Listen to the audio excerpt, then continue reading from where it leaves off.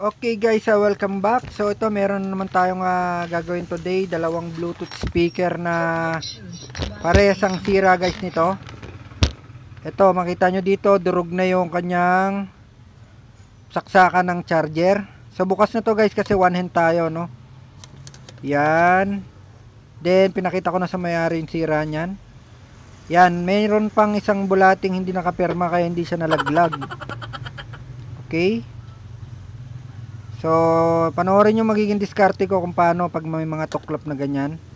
Then, meron pang isa ito. Yan naman ay tanggal din. Ito ang mas malala to guys kasi wala na iwan. Tuklap lahat. Yan o, tuklap lahat no. So, sa mga magdi-DIY pwede nyong gayahin itong gagawin natin dito. So, may plano na ako dito. Ang gagawin ko dyan, nalalagyan ko ng ibang charger, no, na saksakan ng charger. So, ma-under pa siya, mapapansin nyo. Ibig sabihin, pwede pang mabuhay ito. Yung tornilyo, tinabilang natin sa gilid muna.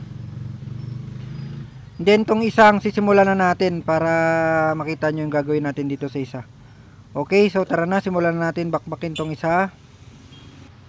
So, nandito na tayo sa table ko, guys. Ito na, pakita ko sa inyo yung mga gustong mag DIY no walang alam sa electronics. Lagyan nyo lang ng marka, yun, may marka na black. And then, hugutin nyo lang ito, hugot. Isa pa, hugot. Yan, ganun lang. And then, kuha kayo ng long nose. Ikot nyo pa counterclockwise. Ganun din yan sa kabila. Size 8 pala yan kung gagamit kayo ng labi, no. Ito naman is 12. And then, yan. Hatakin nyo lang, huwag kayong matakot, walang matatanggal dyan. Pwede nyong gulat-gulatin lang yan at akatakin. Naka-stick glue lang yan guys. Ewan ko kung stick glue nga yun. So ito natanggal na natin, no. Pasensya na wala tayong ilaw, medyo madilim dito. Nag-iisip pa lang ako bumili ng pang ilaw natin para mas maliwanag dito.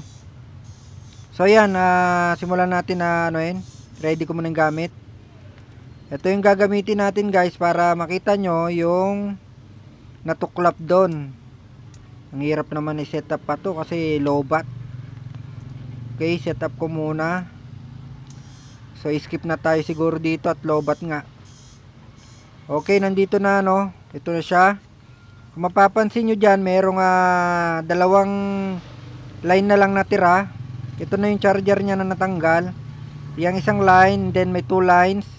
Then yung 2 lines ulit is wala na, no. So bali 5 lines yan na kinakapitan ng charger nya. So dalawa na lang naiwan saka isa sa dulo. So ang gagawin natin dyan mamaya, i-ano natin yan, ikakabit natin yan. Papakita ko sa inyo kung ano lang ihinang natin dyan. So tanggalin muna natin ng hot air para hindi mapunit yung layout ng board. Pero kung wala, di hutakin nyo na lang. So yan, tanggal na natin. Okay, so kakabit na natin yan guys. Hindi ko na siguro papakita kasi madali lang naman yan. So ikabit ko na. Ito na siya. So ito muna pala yung yung lines na tinutukoy ko, mas maliwanag, pinakita ko muna. Yan yung 1 line and then yung 2 lines, yung silver na yan. So ang gagamitin lang natin dulo and then yung dulo ng isa.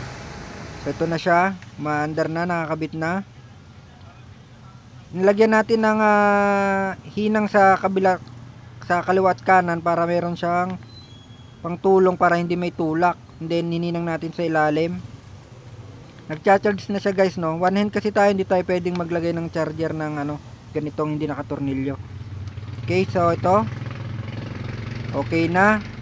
So yung isa naman ang titingnan natin. So dalawa lang nahihinang ko dyan guys. So 1 and 2 lang.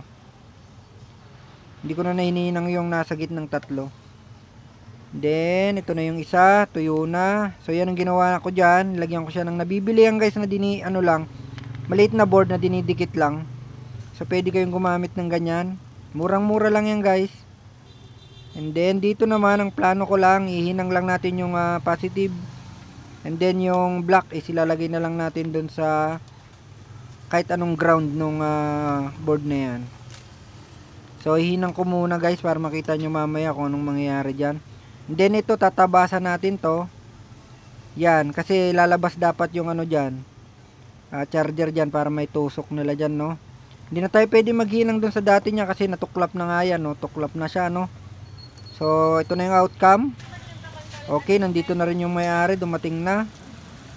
So kuko, and then meron ng charger na pagsasaksakan.